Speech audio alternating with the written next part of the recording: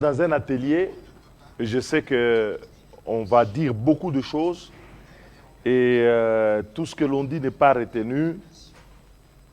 Et je voudrais pour ma part, dans le cadre de l'exposé qui m'a été demandé de faire sur l'opportunité et la pertinence de la réforme constitutionnelle en RDC, parler de l'incidence sur le pacte républicain en RDC et commencer d'abord par des outils. Parce que je souhaiterais, et c'est le sens de la sensibilisation parfois que nous faisons, que vous puissiez avoir les outils, parce que nous sommes dans un atelier, que vous soyez dotés des instruments qui vous permettent d'analyser et d'aller dans ces débats avec beaucoup plus d'assurance. Et je voudrais donc commencer cet exposé par détruire trois idées qui circulent et qui sont nocives pour le débat, mais qui sont autant de contre-vérités parce qu'il est beaucoup plus facile pour le débat de les démonter. La première fausse idée, je dis bien c'est une fausse idée, elle en a les apparences, mais c'est une fausse idée, c'est que la Constitution de 2006 est l'œuvre des étrangers, que la Constitution de 2006 a été élaborée par les étrangers et n'est donc pas un outil qui nous permet de préserver la souveraineté nationale. Évidemment, cela fait appel à l'émotion. Mais je vais dire d'abord que l'élaboration ou l'écriture, je ne parle pas de l'élaboration, je veux dire de l'écriture d'une constitution, du point de vue du droit, est une opération technique qui fait appel à des compétences, à des experts. Il est vrai, et c'est un fait historique, que à Kisangani, lorsque la Constitution est dans sa phase d'écriture de l'avant-projet, j'insiste bien, de l'avant-projet, il y a des experts étrangers. Sur 21, il devait y en avoir une dizaine qui ont concouru avec d'autres à donner le produit de leur expérience. Mais je voudrais m'arrêter là-dessus. Sur un fait que le Congo ne sera pas le premier pays qui, dans la phase d'écriture, fait appel à des experts et qu'on peut avoir parmi ces experts des personnalités ou des personnes étrangères, compte tenu du contexte, qui viennent nous partager leur expérience de leur pays par rapport à la question constitutionnelle qui, dans cette phase, reste une question technique. La technique n'a pas de couleur, la technique n'a pas de nationalité, n'a pas de race. Je parle de la technique. Et donc, c'est complètement stupide de dire, puisqu'il y a eu des experts étrangers qui ont concouru à cette écriture, la Constitution est une œuvre de l'étranger. Parce que dire ça, c'est ignorer d'abord qu'il y avait aussi des experts congolais qui ont participé, concouru à cette écriture, et que la Constitution ne se limite pas à la phase de l'écriture, il y a la phase de l'élaboration qui fait concourir 500 députés congolais de la transition, une centaine de sénateurs qui amendent de fond en comble le texte qui vient de l'avant-projet. Ça, c'est le premier argument.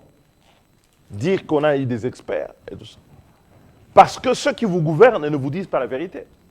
Il y a plein de textes qui sont élaborés de lois dans ce pays et qui font concourir l'expertise extérieure, qui vient du FMI, de la Banque mondiale, de la DGI, disons, des régies financières étrangères, et les lois que vous appliquez.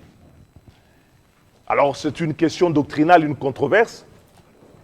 Il y a des juristes qui disent Le droit comparé n'est pas du droit, c'est une méthode, oui, mais le droit comparé existe et permet justement de savoir si les enrichissements qui sont faits ailleurs peuvent être adoptés ici ou là. Mais ne vous méprenez pas.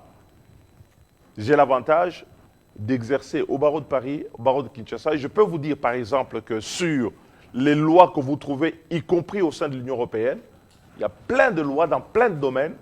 On va vous dire cette loi, elle est inspirée de la législation britannique ou de la législation américaine, ou parfois de pays qu'on n'attend pas, qui viennent de Singapour parce qu'ils ont été en avance sur un sujet.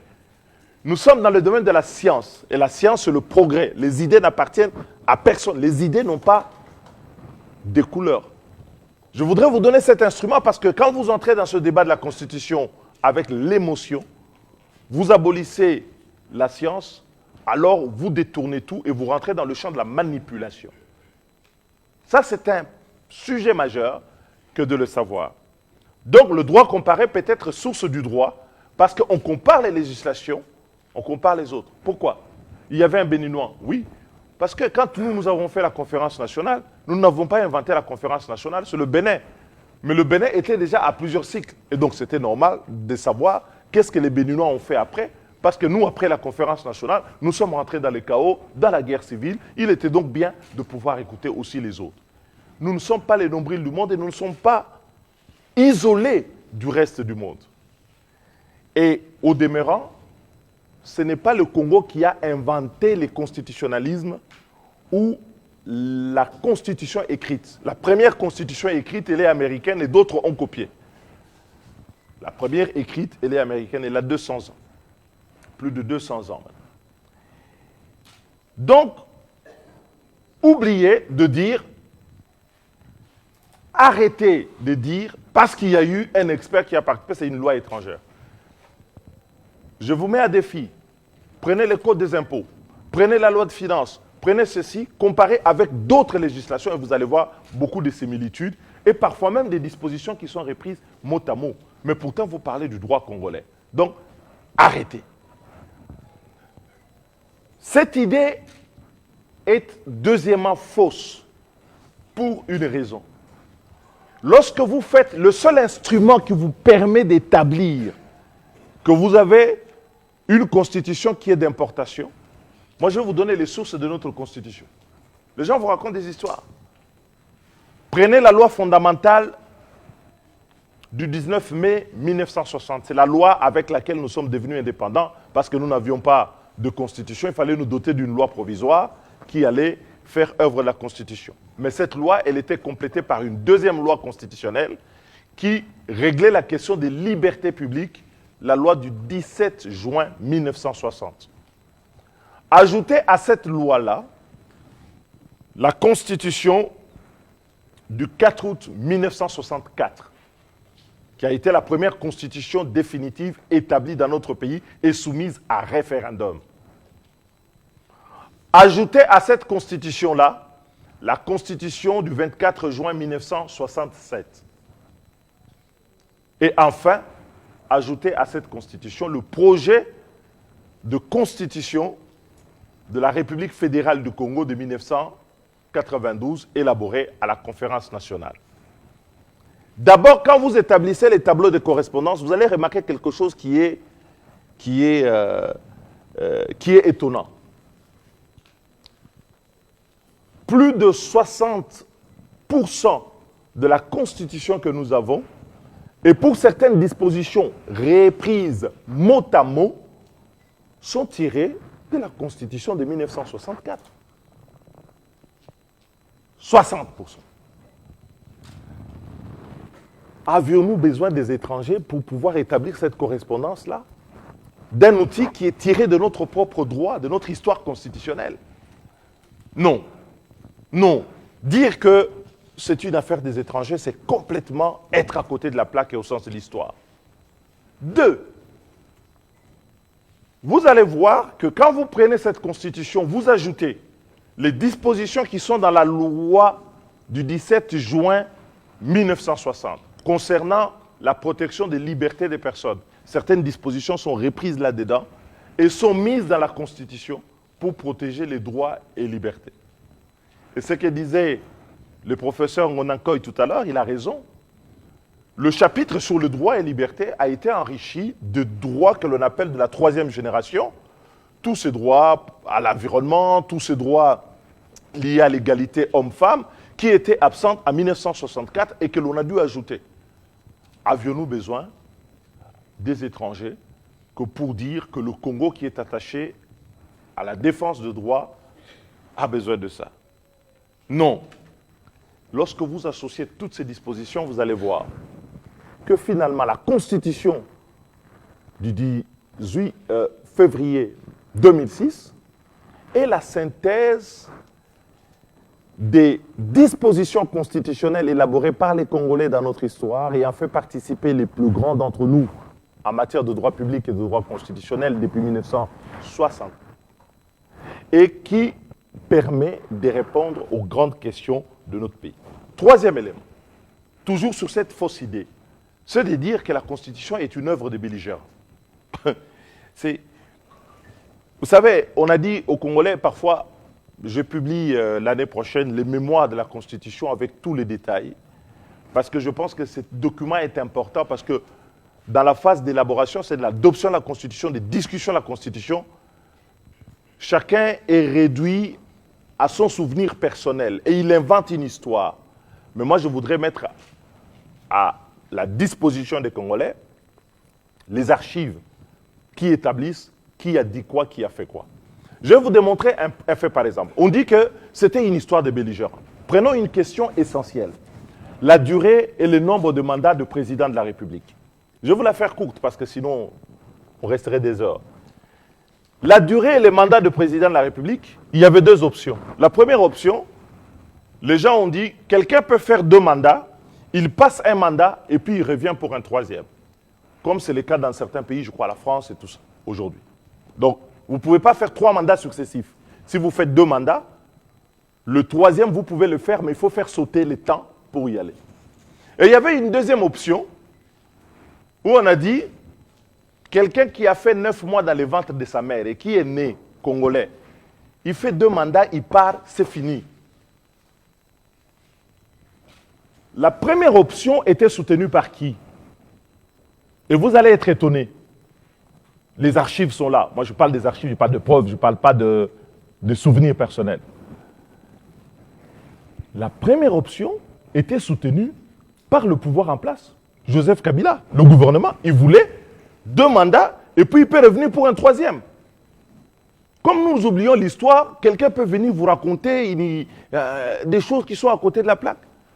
Cette proposition, elle était soutenue par qui? Par le MLC, qui est le belligérant, avec Jean-Pierre Bemba. Cette option était soutenue par qui? Par le RCD-KML, belligérant. Cette option était soutenue par qui? Par les Maïmaï. Lorsqu'on vient au débat et qu'il faut départager les deux, il y a des interventions qui se passent. Et c'est pour ça que vous devez aimer votre constitution et connaître votre histoire. D'un côté, il y a le feu Nkanga qui est décédé, qui intervient, qui était député pour le compte du gouvernement à l'époque de la majorité Joseph Kabila.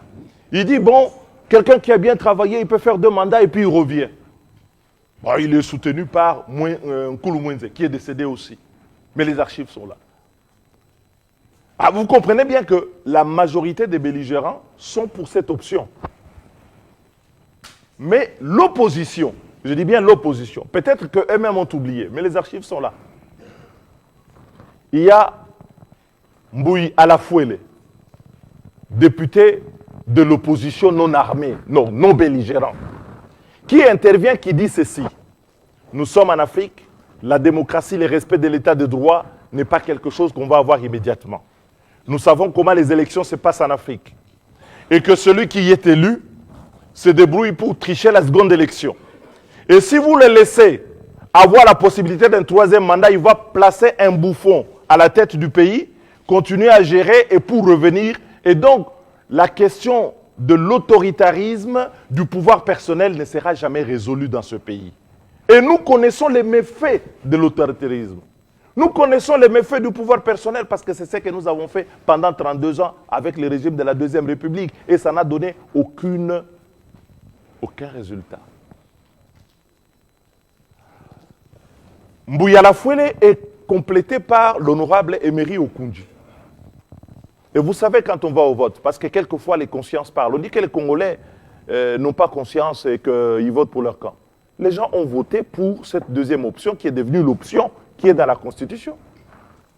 Parce que le sens même, c'est d'éviter l'autoritarisme. Je suis donc étonné aujourd'hui que les gens disent que cette Constitution est une Constitution des belligérants. Parce que c'est une option majeure comme celle-là, si c'était une option des belligérants, les belligérants se seraient imposés.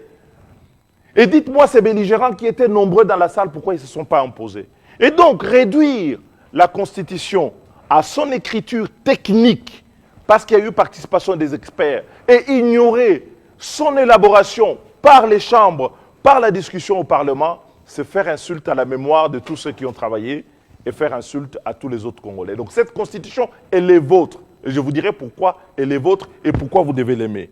Donc, premier outil, cessez de dire la Constitution, c'est une œuvre des étrangers. Ah, je ne vais pas vous retarder ici parce qu'il nous faut des journées pour que je vous dise chaque option, qui a voté quoi et tout ça. Et vous verrez que les votes n'ont pas été imposés par les belligérants. Ça a été une discussion ouverte pour laquelle l'intérêt national, quelquefois et très souvent, a été sauvegardé. La deuxième fausse idée, j'entends ça chez des gens. La deuxième fausse idée dont il faut vous défaire définitivement à l'issue de cette discussion, c'est la soi-disant fausse réalité qu'on dit, la réalité congolaise. Nous voulons une constitution qui est conforme à la réalité congolaise. Mais seuls les acteurs qui manquent le sens de l'histoire parlent de la réalité congolaise. D'abord, souvent, quand on parle de la réalité congolaise, ceux qui évoquent la réalité congolaise ne pensent qu'à leur tribu, à leur clan. Parce que le Congo est une entité historique, elle est datée. C'est 1885, c'est l'œuvre de Léopold II. Ce n'est pas une honte de le dire, parce que dans l'hymne national, nous avons dit, nous sommes unis par le sort, donc nous acceptons cet héritage-là. Et donc la question qui se pose à nous, ce n'est pas que chacun vienne nous reproduire au sein de l'État la réalité de sa tribu, de Mupompa, de Mahagi, de Uvira, de Bolomba. C'est qu'ici, on puisse créer une modernité qui réponde aux questions de coexistence de toutes les tribus au Congo, qui crée une coexistence entre toutes les sensibilités politiques au Congo et donne à ce pays la stabilité qui est la condition première de son développement. Et sur ce point, vous pouvez noter, quand vous prenez le commentaire sur les mémoires de la Constitution de 1964, je vais citer un éminent professeur, respecté de tous, mais qui, sur le coup, s'était rendu compte qu'il s'était trompé après. Je vais parler de Marcel Liaou, qui a commenté la Constitution de 67. Je cite. Quand ils ont mis en place la Constitution de 67, Marcel Liaou justifie comme ça. Il dit « L'idée d'un pouvoir fractionné dont les organes seraient destinés à s'affaiblir mutuellement ne correspond pas à la conception traditionnelle de l'autorité. Point. Parce que dans la culture bantoue, le chef doit exercer le pouvoir, mais le pouvoir absolu. Mais ce que Marcel Liaou oubliait en 1967, qui combattra après, hein, parce que ça c'est en 67 quand il faut la Constitution, mais 10 ans après, il sera membre de l'UDPS et ils vont combattre en disant non, l'homme organe, le président qui a tous les pouvoirs, ce n'est pas moderne, et ils avaient oublié qu'en 67, ils avaient parlé de pouvoir bantou. Faites attention. Ne soyez pas de ceux qui disent aujourd'hui, au nom de la réalité congolaise, veulent recréer un pouvoir autoritaire de type traditionnel que l'on vit dans nos chefferies, dans nos traditions coutumières, mais qui ne sont pas les mêmes. Parce que ce qui se vit à Mupompa n'est pas la même chose que chez les Moitiaves, n'est pas la même chose que dans la chefferie de Barega, par exemple, ou chez les Chi. Parce que chacun a ses traditions. Il y a des sociétés qui sont très autoritaires. Et par un biais de confirmation scientifique, un biais, C'est-à-dire qu'on croit qu'on fait de la science, mais en fait, on ne fait que traduire ses émotions. On dit, bon, la réalité congolaise, c'est la réalité de chez moi. Ouais, écoute, si chez toi, la dictature est comme ça, mais le Congo, cette réalité qui est en 1885, je dis bien datée 1885, est une entité à laquelle il faut donner une gouvernance moderne. Donc, arrêtez de nous parler de la réalité congolaise, parce que la réalité congolaise, il faut l'inventer. Et nous l'avons inventée avec cette constitution de 2006. 3.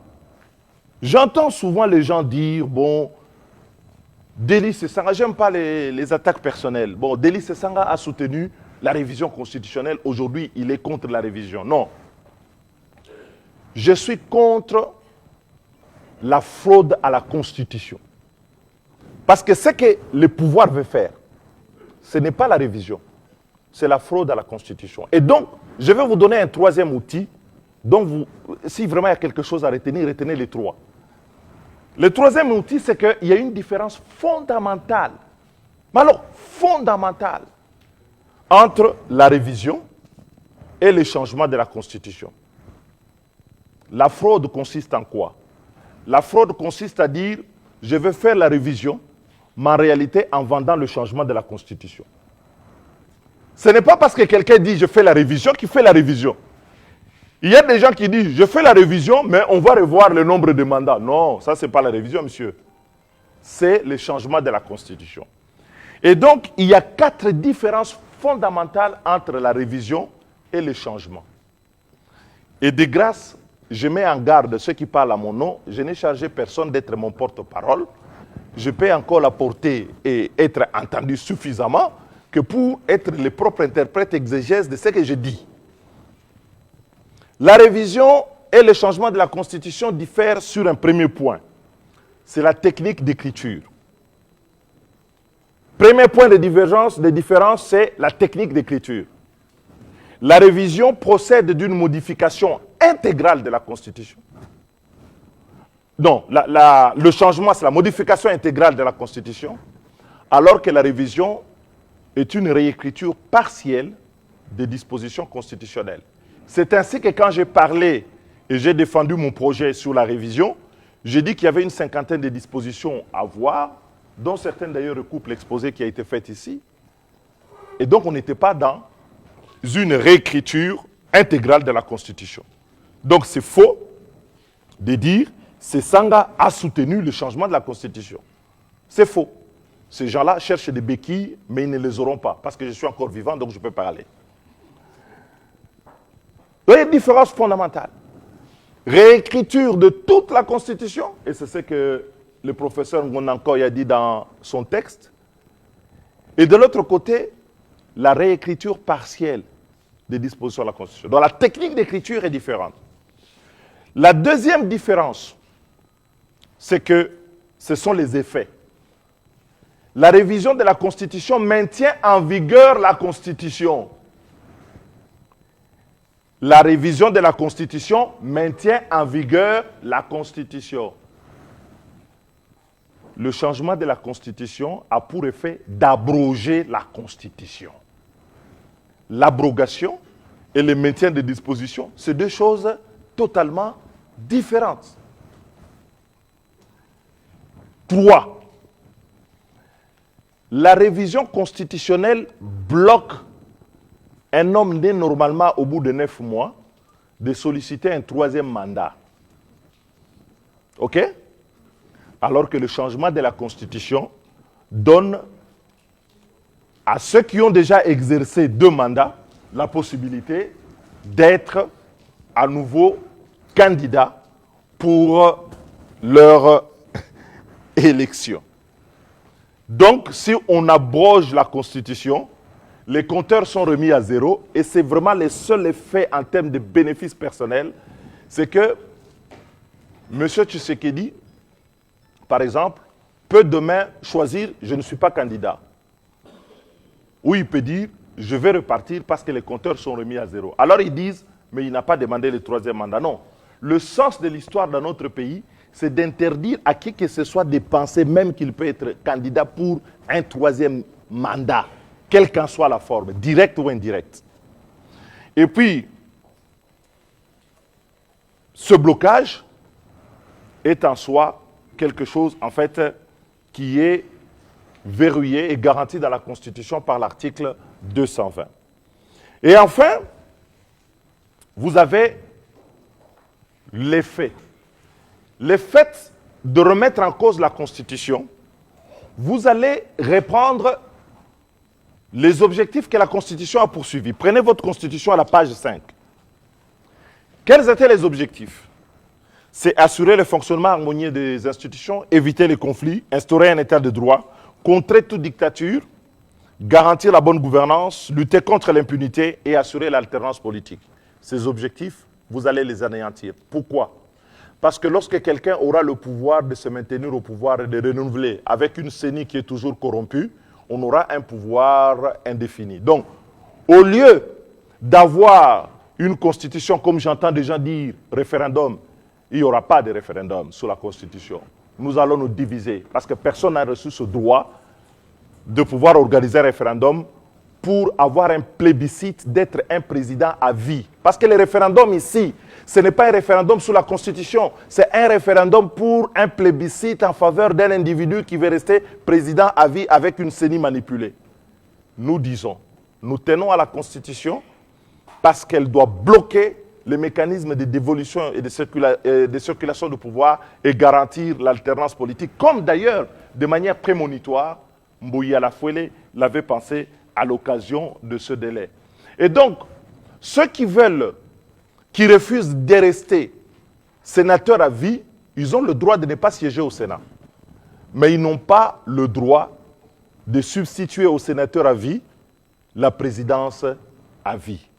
Et donc, quand on dit l'article 220, l'article 220 n'est pas que de la technique juridique, c'est un accord politique. L'article 220 met en fait en garantie constitutionnelle les questions qui ont toujours divisé le Congo. L'article 220, c'est la Constitution même.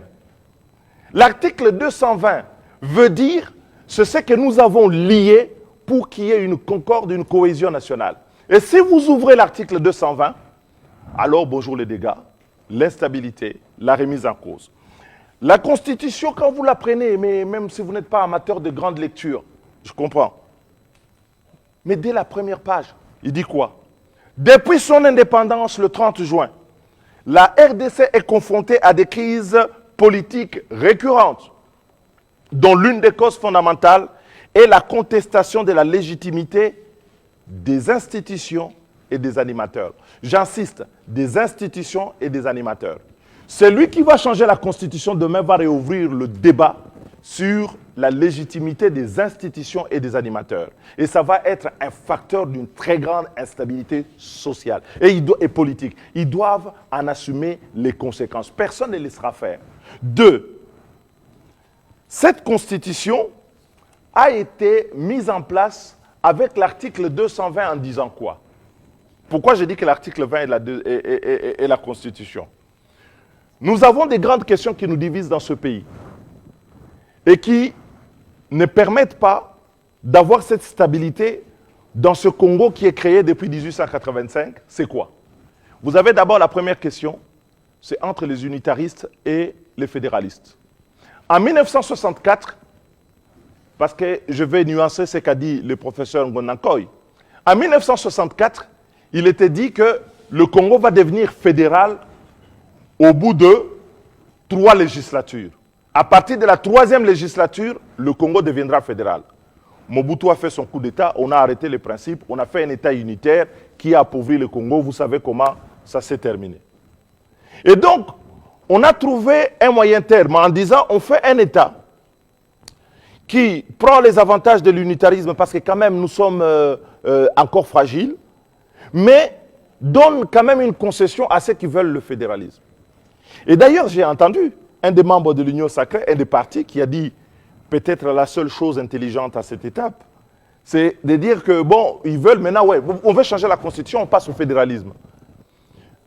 Dans un pays que vous ne maîtrisez pas dans son intégrité territoriale, aujourd'hui, les revendications fédéralistes risquent de faire éclater ce pays et nous mettons en garde ceux qui aujourd'hui veulent ces changements-là, que ne contrôlant pas l'intégrité du territoire, ils vont faire le jeu de la balkanisation du pays. Finalement, que cet héritage que nous avons reçu, ce Congo de 2 345 409 km², puisse disparaître et éclater entre plusieurs États, parce que plus personne ne reconnaîtra ni les institutions, ni les animateurs. Ça, c'est première chose. Deuxième chose, c'est le respect des droits et libertés.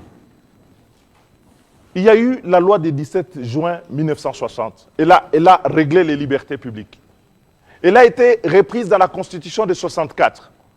Et quand vous prenez toutes les libertés de la Constitution de 64 et de la loi du 17 juin 1960, elles sont dans la Constitution, ils sont dans la Constitution de 2018, auxquels on a ajouté des droits nouveaux, comme ceux de l'égalité homme-femme, de la parité. On a ajouté des droits nouveaux qui sont liés à l'environnement. On a ajouté des droits nouveaux, notamment la liberté de manifester, le pluralisme politique, le droit de l'opposition, et ainsi de suite. Pourquoi? Qu'est-ce que sont ces génies de la science vont pouvoir inventer en matière de droits et libertés plus que ce que nous avons dans notre Constitution? Fausse question. Donc cette question des libertés publiques nous a toujours divisés. Et quand vous regardez l'écriture de notre Constitution, elle tient compte de notre histoire. On a connu des gens dans ce pays qui ont écrit une Constitution, elle prévoyait le bipartisme. Mais au bout de quelques mois, ils ont instauré le monopartisme et ils ont installé les partis-États parce que dès l'écriture de la Constitution, ils ont dit il n'était pas exclu finalement qu'un seul parti puisse exister et puis on est tombé dans la dictature. Pour ne plus revenir à ça, c'est comme ça que les constituants ont mis ça là-dedans. Troisième élément, c'est la circulation du pouvoir. Nous sommes plus de 400 tribus dans le Congo, plusieurs provinces, une diversité qui est notre richesse. On dit ceci, on ne peut pas se diviser pour le pouvoir. Il faut que le pouvoir circule. Il faut que le peuple le donne à chaque fois. Si vous prenez quelqu'un et que vous enquistez là-bas, vous allez renforcer le tribalisme, les replis identitaires, parce que les gens vont considérer finalement que le pouvoir est quelque chose qui est approprié comme un bien dans une approche clientéliste et patrimonialiste, comme on le vit aujourd'hui dans un pouvoir totalement corrompu. Et donc, vous allez faire un double plébiscite. C'est-à-dire que non seulement vous allez plébisciter quelqu'un président à vie, mais vous allez plébisciter aussi la mauvaise gouvernance qui va rester. Ces clientélismes, ces corruptions, ces gens qui piquent l'argent de l'État et qui ne font rien, mais qui ne rendent jamais compte et qui vont se retrouver demain avec un pouvoir où il y a un seul individu qui décide de tout. En réalité, ce qui nous divise, c'est quoi? Ce n'est pas la Constitution, c'est la conception de la société. Nous sommes partisans d'un État fort, mais d'un pouvoir équilibré. Et eux, ils sont partisans d'un État faible, mais d'un pouvoir fort. L'inconvénient d'un pouvoir fort, c'est quoi? Les pouvoirs forts, nous les avons connus, Mobutu. Moi, j'étais jeune à l'époque, mais nous, on a vécu Mobutu comme un dieu. Mobutu était Dieu, il était fort.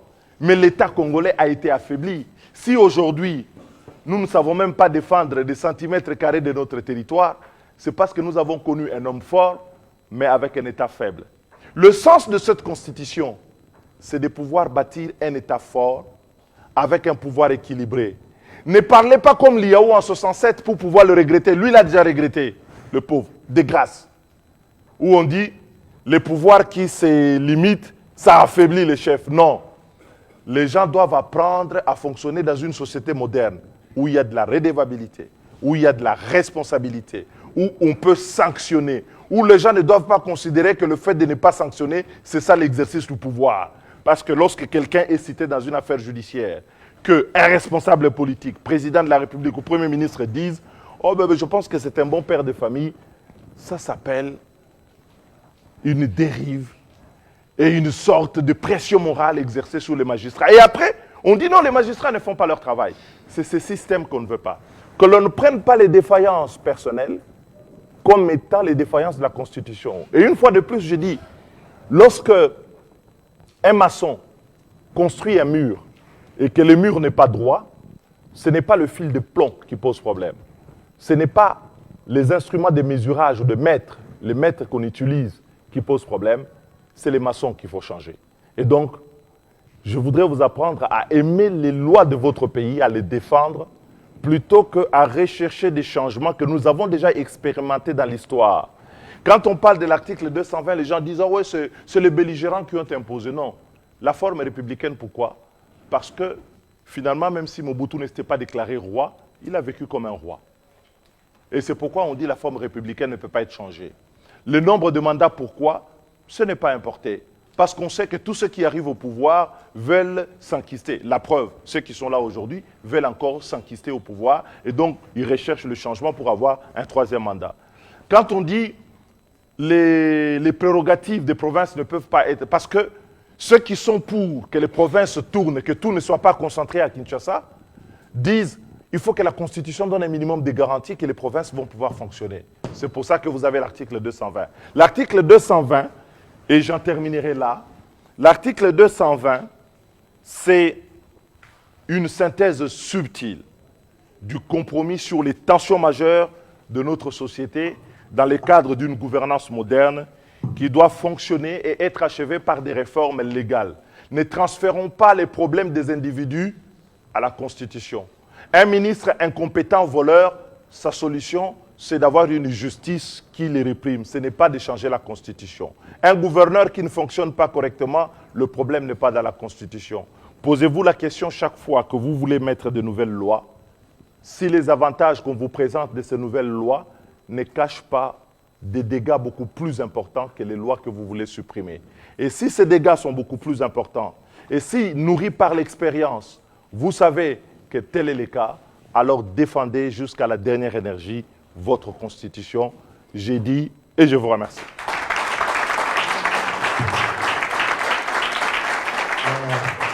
Merci beaucoup, honorable. Je voudrais juste, avec l'autorisation de la modératrice, vous préparer à un moment de débat qui sera conduit par... Merci pour la parole. Je ne sais pas si j'ai bien compris et bien noté le nom. Il y a Popon Joli. Voilà. Bon, il dit, le premier président, Joseph Kabila, a fait 7 ans lors de son deuxième mandat. Il en déduit qu'il y a une jurisprudence et que par conséquent, comment est-ce qu'on peut interdire à ce que celui qui est là en place puisse modifier pour faire la même chose? Excusez, honorable. Moi, je comprends qu'il ne l'a pas dit, mais cette jurisprudence qui est appuyée par une décision judiciaire. Judiciaire. OK. Je vais lui poser la question.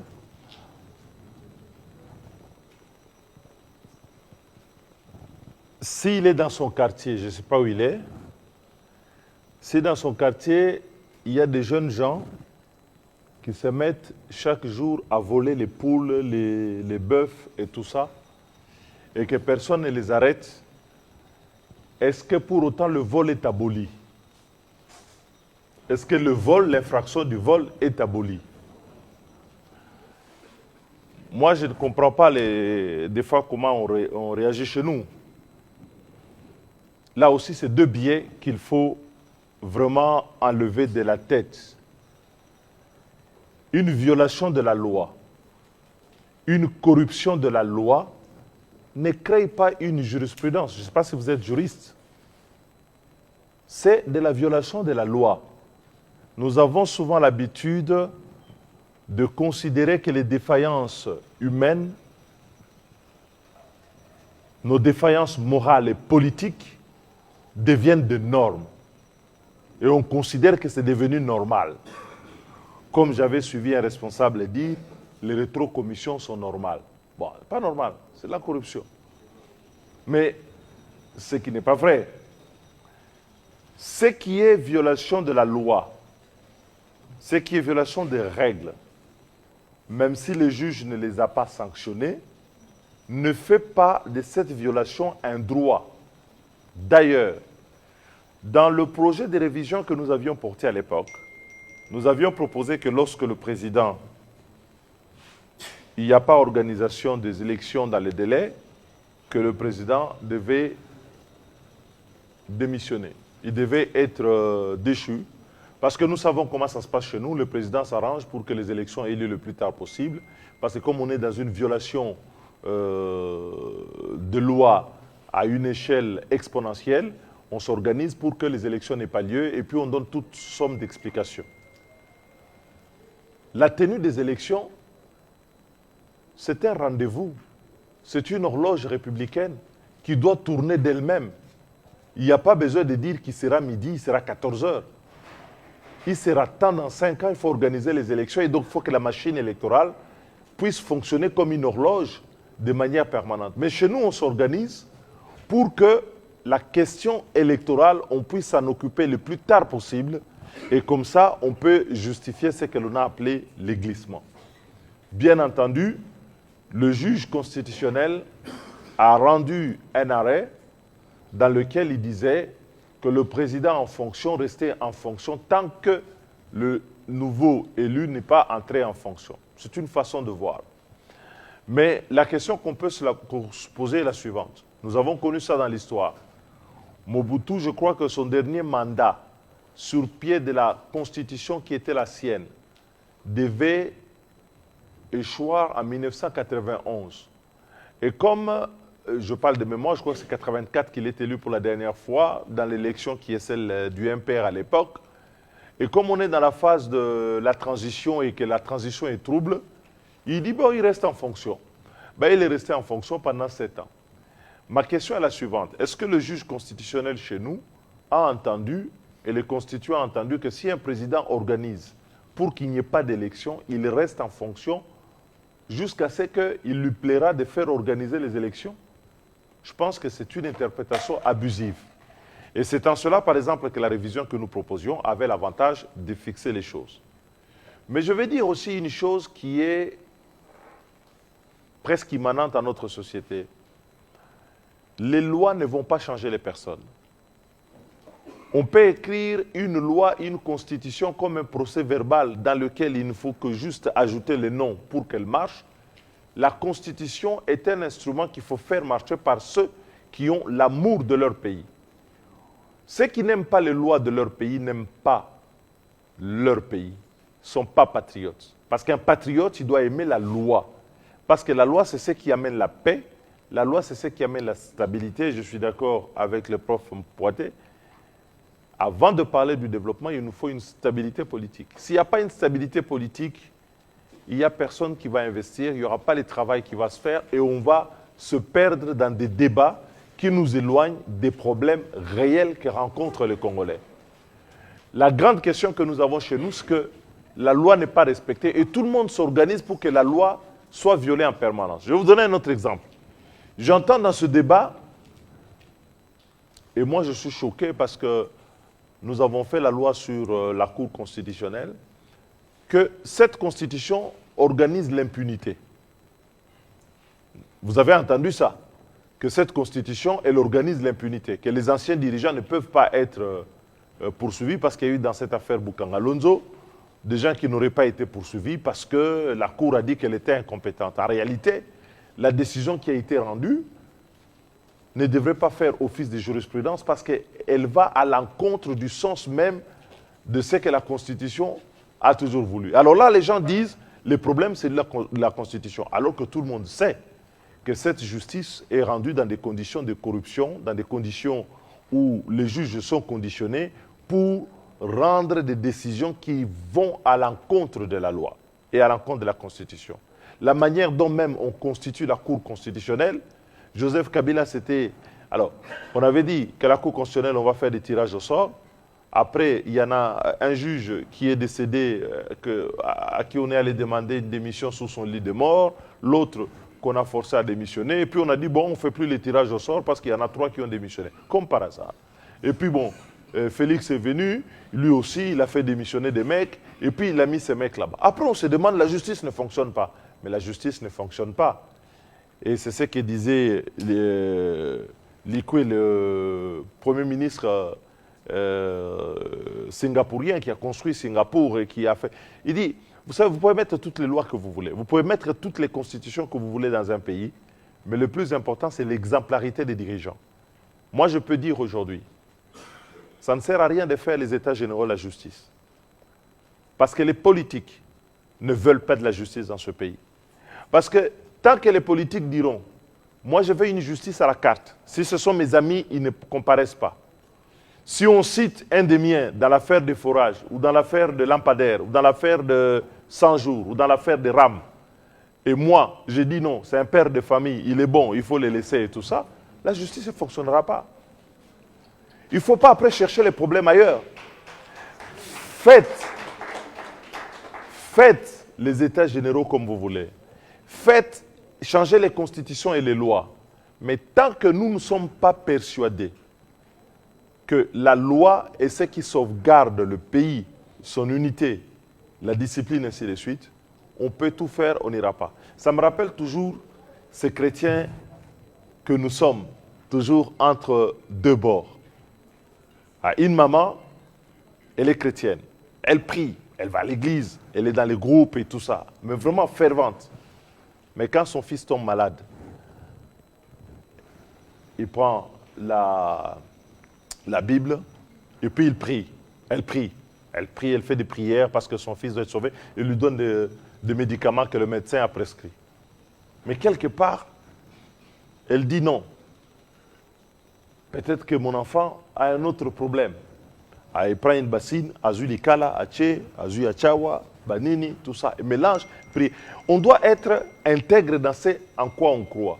Ou soit on croit dans la loi, on applique la loi, ou on revient dans les sociétés traditionnelles féodales où on applique une féodalité, c'est-à-dire que ceux qui sont autour des chefs, on ne les entend jamais, mais on ne peut pas appliquer un système féodal corrompu et puis après venir dire « Ah, les lois ne marchent pas, il faut les changer, il faut les adapter ». C'est vraiment une fausse question. Moi, je pense que sur cette question, il faut que l'on soit clair que lorsque une élection n'est pas organisée, le président qui est en fonction ne peut pas être le bénéficiaire de la non-organisation des élections. Parce que c'est trop facile qu'exerçant tous les pouvoirs qu'il a, garant de la Constitution, du bon fonctionnement des institutions, il se réveille comme tous les citoyens. Ah, donc les élections ne vont pas se tenir. Non, mais attends. Et lui, il le sait depuis 5 ans que les élections ne vont pas se tenir. Il sait qu'on ne donne pas les moyens. Il sait qu'on ne met pas la CENI. Regardez, on vient de passer 1 an. Personne ne parle des élections. On va passer 2025. Personne ne va parler des élections. Les gens vont faire des semblants de se réveiller en 2026. Il faut quand même les élections, il faut une CENI, et puis on va appeler les confessions religieuses, la société civile, l'opposition politique, et puis on va passer le temps, on dit non, on n'a plus le temps, il faut louer les avions pour que les choses viennent. Finalement, il y a une machine à voter qu'on n'a pas rodée, mais tout ça est un plan orchestré pour que le peuple ne puisse jamais s'exprimer et que les machines à voter puissent voter en lieu et place des citoyens. Mais on fait semblant, on dit ça ne fonctionne pas. C'est la loi électorale. C'est le mot de... Non. Moi, je ne veux plus faire partie de ceux qui font semblant. Il faut nommer chaque chose et il faut nommer le mal là où il est. Et nous devons être d'accord de corriger le mal. Il faut encore qu'on soit d'accord de corriger le mal. Corriger le mal, c'est dire... J'ai entendu ici, le prof Paté me dit, oui, bon, c'est une affaire de l'opposition et de la majorité. Non. La Constitution nous concerne tous. C'est une question citoyenne. Il n'y a pas question ici majorité-opposition. C'est une question qui doit nous réunir et on doit être d'accord avec les institutions. Elles doivent fonctionner de la même manière que l'on soit de l'opposition ou de la majorité.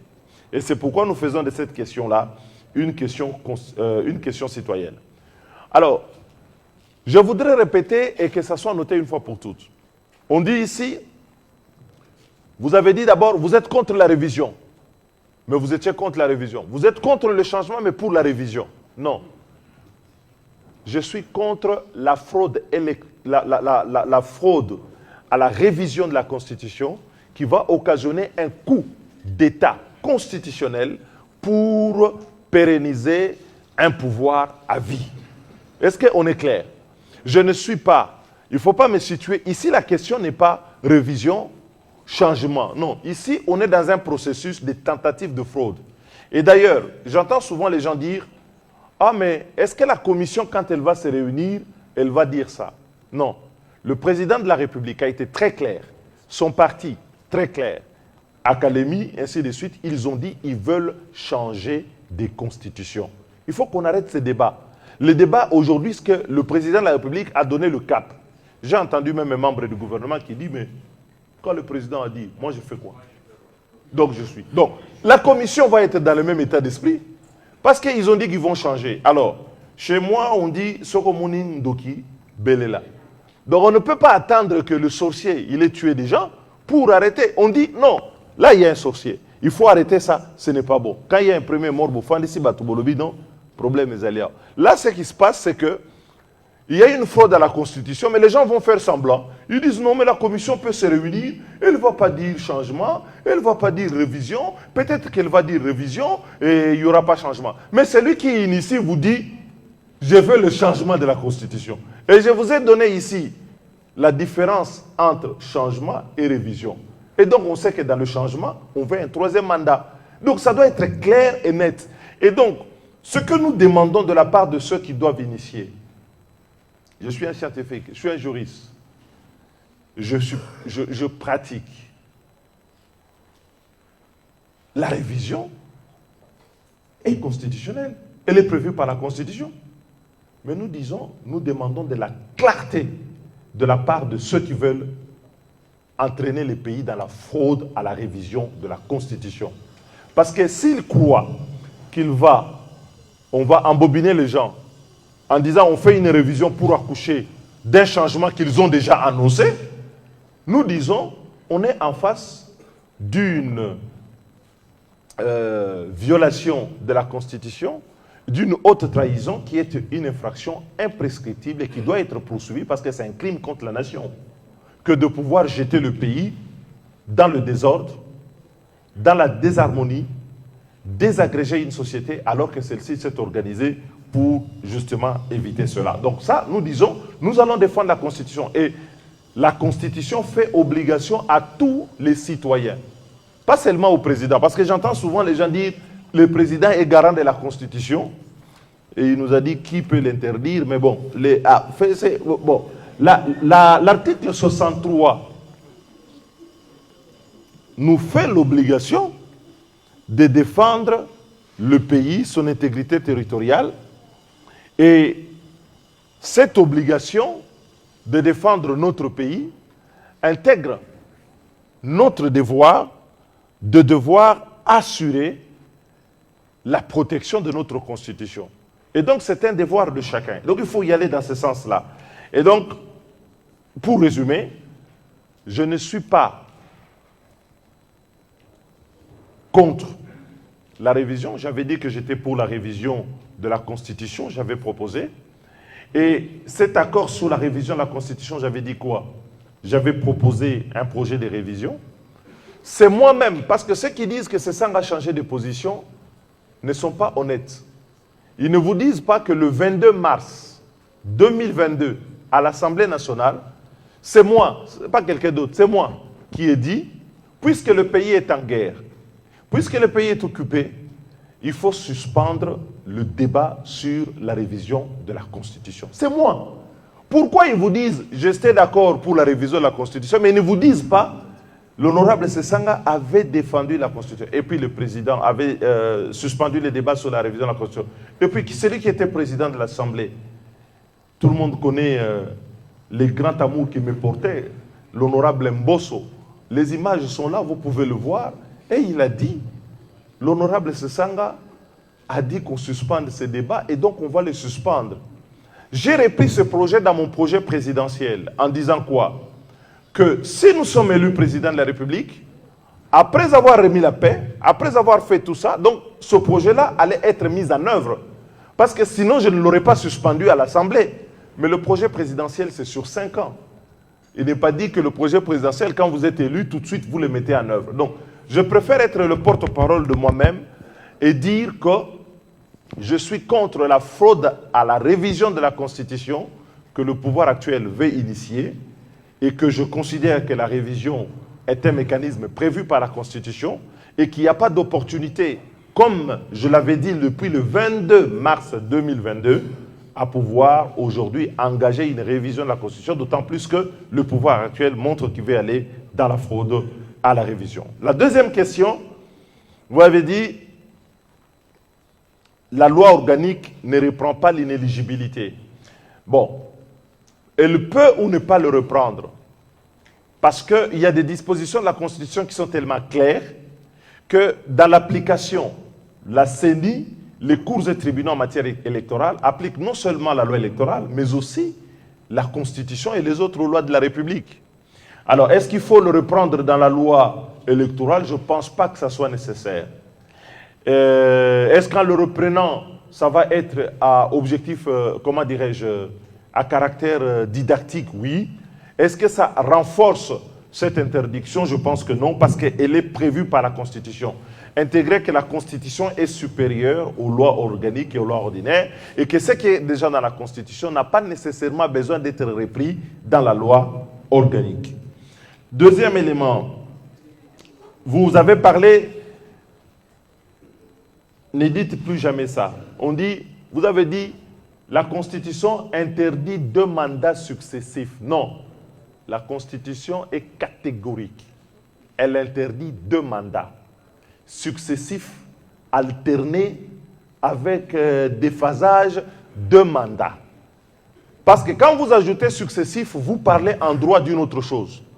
Quand vous ajoutez successif, vous parlez de ce qu'on a refusé à l'Assemblée nationale. Parce que si la Constitution dit refuse 2 mandats successifs, ça veut dire que quelqu'un qui fait 2 mandats successifs, il se repose, après il revient.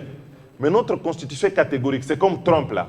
Il a fait un mandat, après il a échoué, il revient, il fait son 2e mandat, après il n'y a plus d'autres mandats. C'est ça le système que nous avons. Le problème du Congo, est-ce que c'est un problème des textes ou des personnes? Moi je pense que c'est un problème des personnes. Il y a une absence de morale politique dans ce pays. Moi j'étais président de la PAJ. La Constitution prévoyait, et le professeur Kumbu avait fait un travail extraordinaire pour recenser toutes les législations nécessaires pour mettre en œuvre la Constitution. Mais je peux vous dire que quand on est arrivé à l'Assemblée nationale, les grandes lois organiques qui organisent les services publics qui devaient mettre en œuvre la Constitution, si je vous dis, la plupart des initiatives étaient faites par les députés, parce que les membres du gouvernement ne s'y intéressaient pas. Le seul ministre que j'ai vu impliqué vraiment dans la réforme et voulant mettre en œuvre la Constitution, de mémoire, c'est le ministre Kaloumé, qui a amené une vision sur la décentralisation. On n'était pas toujours d'accord, mais il avait l'avantage au moins de présenter un projet. Mais la plupart des membres du gouvernement ne s'y intéressaient pas. C'est comme ça que vous voyez, la loi sur la conférence de gouverneurs, c'est une proposition de loi. La loi sur le Conseil supérieur de la magistrature, proposition de loi. La loi sur la Cour constitutionnelle, proposition de loi. La loi sur les juridictions de l'ordre administratif, proposition de loi. Ça veut dire que les gens sont arrivés au gouvernement, ils se sont dit, bon, on se frotte les mains, on va s'occuper d'autre chose, la Constitution, on ne va pas. Et puis, comme ce maçon qui construit un mur qui ne tient pas, au bout de 10 ans, 20 ans, ils se réveillent, ils disent, ah non, cette Constitution, elle n'est pas bonne, il faut la changer. Non, ce n'est pas la Constitution qu'il faut changer, c'est eux qu'il faut pouvoir changer. Donc le problème, ce sont les hommes, ce n'est pas la Constitution. Et enfin, Madame a posé une question très intéressante. Dans quelle mesure est-ce qu'on peut faire une réforme de la Constitution en préservant les acquis? Ben, écoutez, déjà, en ne touchant pas à l'article 220, on doit être clair, l'article 220, on ne touche pas.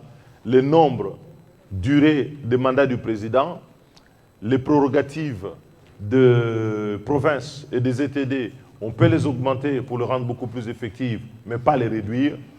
L'indépendance de la justice, la forme républicaine de l'État, ben n'y touchez pas. Déjà ça c'est 1. 2, ça ce sont des acquis. C'est la synthèse de toutes nos luttes. Les gens sont morts dans ce pays en marchant pour ça. Thérèse Kapangala hier, Nkouloula, Rossi Mukendi, tous ces gens-là sont décédés en disant on va défendre la Constitution. Et aujourd'hui, ceux avec qui nous avions marché justement, ceux qui étaient aux obsèques de tous ces gens-là disent non, mais puisque c'est vraiment notre tour, on va en profiter à fond, on va oublier. La ligne rouge à la révision de la Constitution, prévue dans la Constitution, a été marquée au sang par les martyrs de cette lutte. Et nous ne voulons pas que demain on revive la même chose. Vous savez, la marche des chrétiens en 92, il marchait pourquoi? Pour qu'on puisse avoir un état de droit, contre un pouvoir personnel. Les gens sont morts dans ce pays contre tout ça, et vous allez oublier tout ça, et les gens disent non, aujourd'hui ils ont redécouvert au pouvoir le charme de la Deuxième République, et ils veulent nous refaire revenir en arrière. Nous disons non, nous devons construire un État, et ce travail n'a pas été suffisamment fait pour pouvoir construire cet État que nous devons poursuivre. Je dis un petit mot sur l'article 34, effectivement. Le problème que nous avons aujourd'hui, moi je suis comme le prof Mpoité, favorable à ce qu'il y ait une classe économique congolaise qui puisse tenir l'économie nationale. Mais ce n'est pas l'article 34 qui pose problème.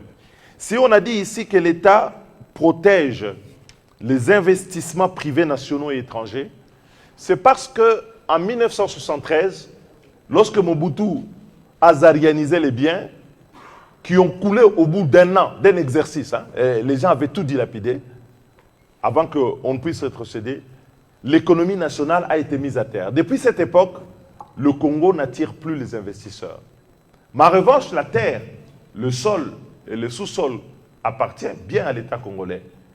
Parce que ce soit la loi minière ou la loi foncière, ne concède pas au privé la propriété du sol et du sous-sol. La loi Bakajika existe bel et bien. Mais ne faites pas on ne va pas reprendre à la Constitution ici toutes les lois. La loi foncière, depuis le décret du roi Léopold II en 1906, qui a fait des terres vacantes, les terres domaniales, qui a fait de ces terres des terres de l'État. Mais ces terres-là qui appartiennent à l'État appartiennent toujours à l'État. C'est comme ça d'ailleurs que quand vous voulez être propriétaire, on vous délivre un certificat. Et quand vous lisez les certificats, on vous dit vous êtes un concessionnaire pour une période donnée et le régime est variant suivant que vous êtes étranger ou national. Donc, il ne faut pas donner l'impression que la Constitution a aboli la loi Bakajika. Parce que la loi foncière reste en application. Et que les concessions minières, les concessions forestières sont des concessions à but déterminé, concédées dans le but d'exploitation économique. Mais ces terres-là ne sont pas cédées ad vitam aeternam. Alors, je vais vous dire qu'est-ce qui pose problème. Les problèmes aujourd'hui, c'est quoi? Si les Congolais ont l'impression que le pays ne leur appartient plus, c'est parce que la plupart de nos dirigeants sont achetés par les opérateurs économiques étrangers. Mais ça, on n'y peut rien.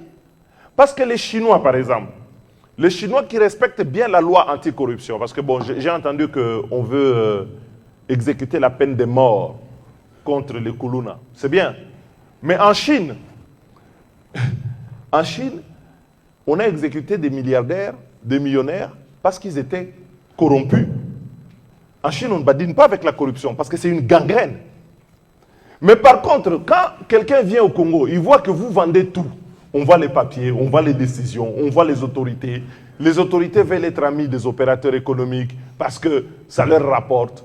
Mais que voulez-vous, ces gens-là s'adaptent. Et ce qu'il faut changer, c'est les comportements de ces autorités.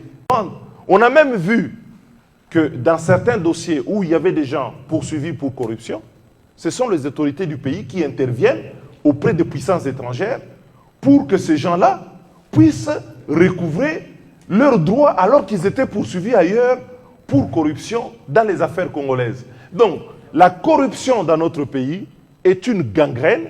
Il y a un gros problème de gouvernance, mais qu'il ne faut pas reporter sur les lois, qu'il faut reporter sur le comportement des dirigeants.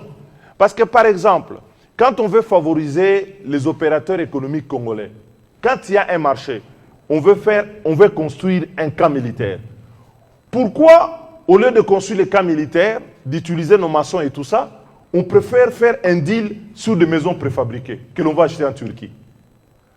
Mais parce que on considère que sur un deal comme celui-là, les gens vont se faire du pognon, mais que si c'est fait au niveau local, ce sont les Congolais qui vont en profiter.